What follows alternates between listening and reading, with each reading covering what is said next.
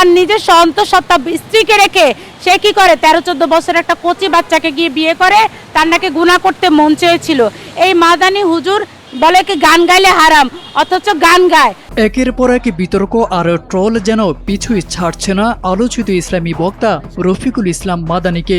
স্ত্রী অন্তঃসত্ত্বা অবস্থায় দ্বিতীয় বিয়ে থেকে শুরু করে রোমান্টিক গান, নানা বিষয়ে তিনি এখন আলোচনার কেন্দ্রে।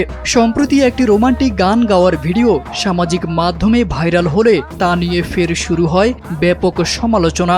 ভাল লাগে তোর বেচকিটাও, ভুল বুঝে তুই কাঁদিস যখন, ভাল লাগে তোর হেচকিটাও, অবিরাম এই ভালোবাসার ব্যাকরণে নেই কমা, ভালো লাগার একটা কারণ তুই যে প্রাণের প্রিয়তমা। ভেজালের ভিড়ে খাঁটি ঘিয়ের নিশ্চয়তায় খাস ঘি হয়ে উঠুক আপনার পরিবারের সুস্বাস্থ্যের বিশ্বস্ত সঙ্গী। ভিডিওটি নিয়ে এবার নিজেই মুখ খুলেছেন মাদানি।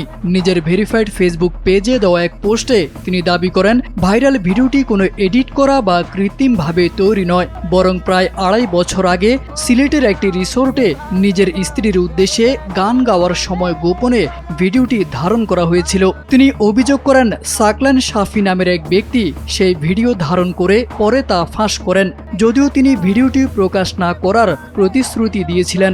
একই সঙ্গে আরেকটি ব্যক্তিগত ভিডিও নিয়েও প্রতারণার শিকার হয়েছেন বলে জানান মাদানি।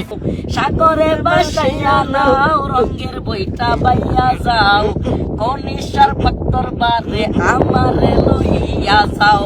পোস্টে আওয়ামী লীগ ও রাজনৈতিক প্রতিপক্ষের সমালোচনা করে তিনি বলেন, তাকেও ট্রল বা অপমান করে মানসিকভাবে ভেঙে ফেলার চেষ্টা করা হচ্ছে। তবে অতীতের নির্যাতন, রিমান্ড ও ব্ল্যাকমেইলের চেষ্টার পরও তিনি ভেঙে পড়েননি বলেও দাবি করেন। শেষে তিনি জানান, নিজের আদর্শ ও বিশ্বাস নিয়েই সামনে এগিয়ে যেতে চান।